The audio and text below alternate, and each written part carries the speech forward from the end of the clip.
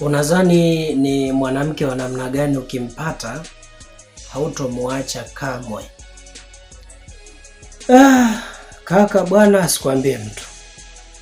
Mimi nikimpata mwanamke ambaye ataniposti bwana, nimalize. Yaani janaume nikae pale status, nikae Instagram, nikae TikTok, aisesi muachi abadan. Kwa nini mwanamke wa kukuposti? Kwa sababu kwanza ameniheshimisha.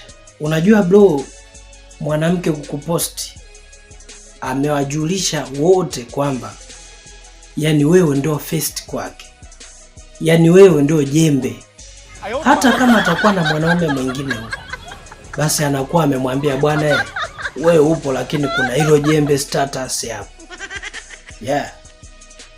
Tumeshuhudia watu wengi wameposti mahusiano yao mitandaoni, lakini mwisho wa siku wakaishia kuachana na kufuta zile posti ambazo walikuwa wameposti wakati wa mahusiano yao. Kuachana kitu gani blaza?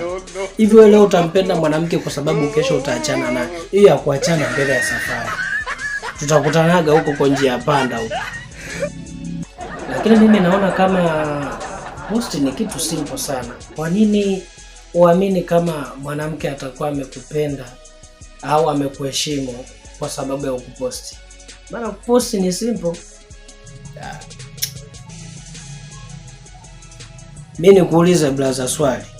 Kama kumposti mwanaume au mwanamke ni rahisi, leo hii tukupe picha ya mpenzi wako, tukupe picha na ya Mheshimiwa Rais Samia, tuone utaposti ipi? Kama hujaposti ya Mheshimiwa Rais Samia,